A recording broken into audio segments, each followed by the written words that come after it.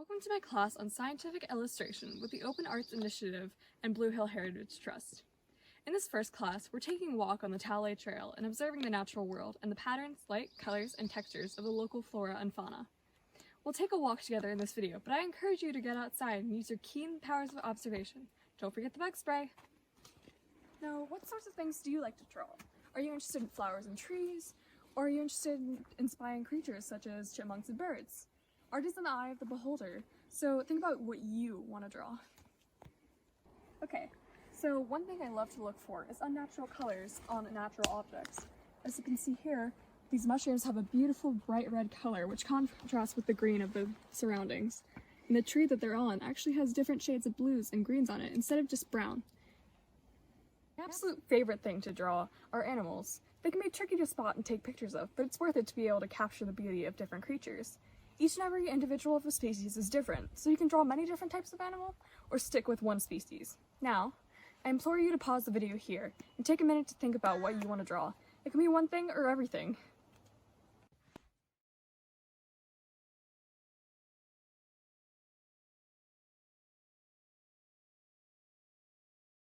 One thing I love about this trail is that it was named after my grandfather. He loved everything about Maine and loved being in nature. While walking along the trail, I've already been taking photos of the landscape that interest me, but let me demonstrate how to take a good photo for drawing. Make sure that the picture is clear and doesn't distort what you want to draw. You can use a phone or a regular camera. Pay attention to the lighting. Ideally, you would want for there to be a noticeable natural light source, such as the sun. This is so that you can see your subject clearly and see the highlights and shadows. As you can see, today isn't such a great day for that, so I'll be using photos I've taken previously. I recommend taking multiple photos of your subject from different angles. You can choose your favorite to draw.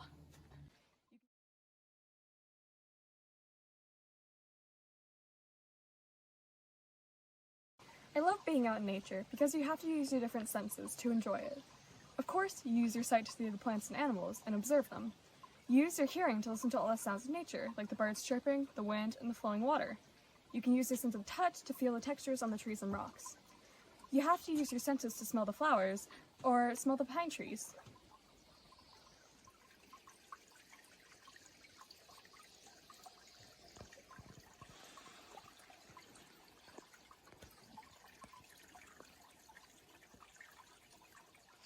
One thing to remember when creating art is that every artist has to practice. It may take a few times to make a drawing the way you like it, but don't get discouraged. I would love to see the art that you create during these classes and give advice and help you. Thanks so much for coming on this walk with me. I hope you learned something. Let's head back home and start drawing.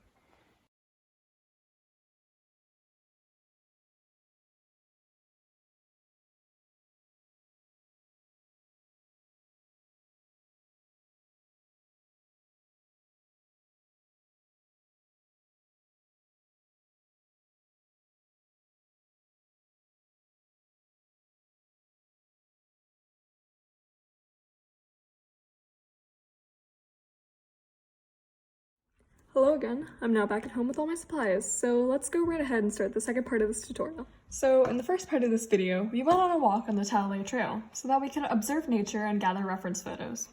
Now we're going to use these reference photos to create some art. I went ahead and divided my paper into sections and created a few examples of what we will be able to achieve today. Alright, so here we have my two example drawings. This one was created using pen and pencil, and this was created using a marker base and colored pencil.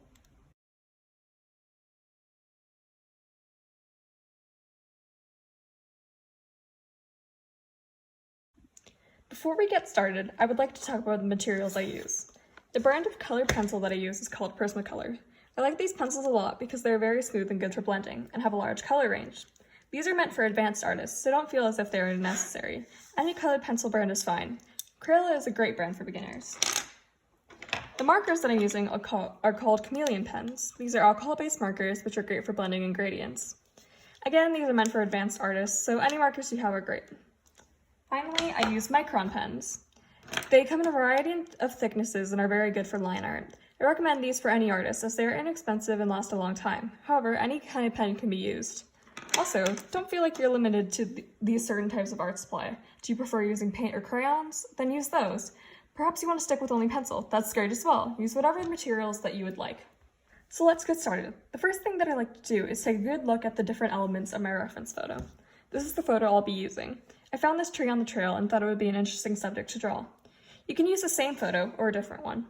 Firstly, I like to look at the colors and tones in the photo and figure out the main color groups. Here I see a lot of grays and browns, as well as some greens and blues in the moss and lichen. I also like to look at the textures and plan out how I'll draw them. This tree has both rough and smooth parts, so I'll use different types of lines to convey these textures. Another thing to pay attention to are the values. I like to put my picture into grayscale, because then I can see the lightest and darkest areas, as well as the areas in between. This helps me with the shading later on. Now that we've looked at the different aspects of the reference photo, we can start to sketch. I like to first just map out where things should go, like this. I add the tree in the middle here, and that's pretty much all I need. Then I'll go into more detail with my sketch.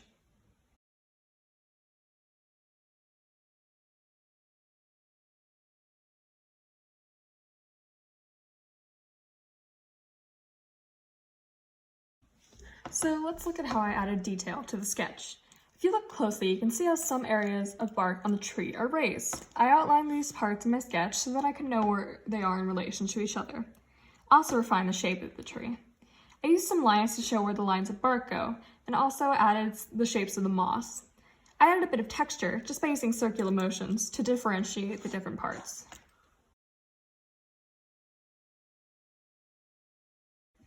Okay, so now it's time for line art. This is where I'll use my micron pens.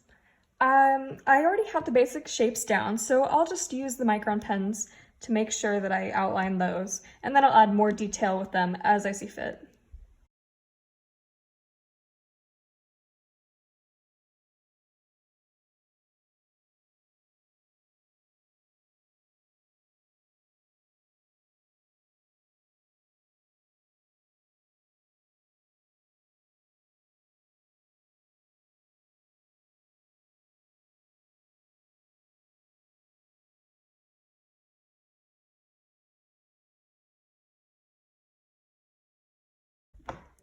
Now, let's talk about how I do line art. I went ahead and erased the pencil so that only the pen remains. I took my simple outlines from the sketch and made them more accurate, added details to the textures as well.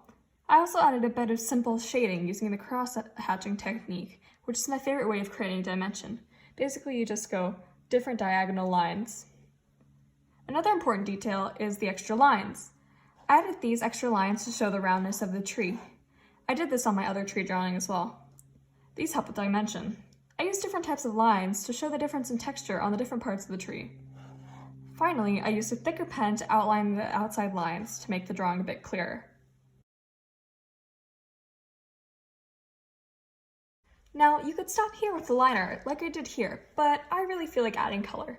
So today I'm going to use my markers. You can use your colored pencils, paints, crayons, anything with color that you would like to use. But today I'm feeling like markers, so that's what I'll be doing. The first thing I like to do is add the lightest colors as bases, so I can add shading on later.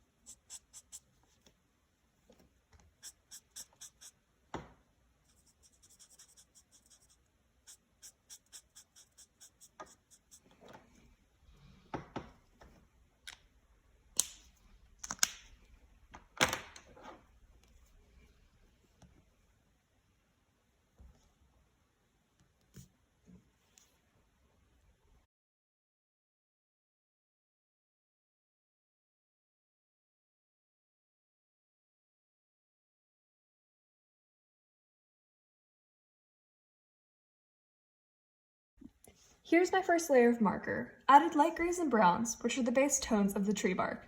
Now I can add in the moss and build up more color in darker areas.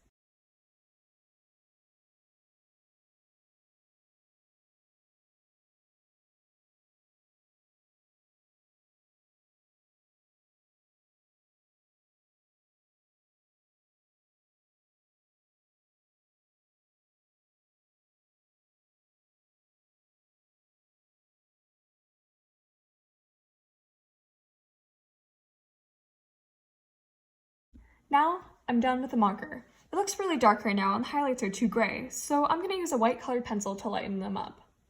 And there we go! This is the final piece. I'm very proud of what we made together, and I hope you're proud too. Don't forget to add the date and sign your name. Thank you for taking the time to draw with me. I'd love to see what you created, so my email will be in the description of this video, so you can send pictures if you would like. Also, if you have any questions, feel free to reach out to me. Thank you to the Blue Hill Heritage Trust, as well as the Open Arts Initiative, for allowing me to create these classes. I hope you join me for the next one. This is Miriam Talalay, signing off.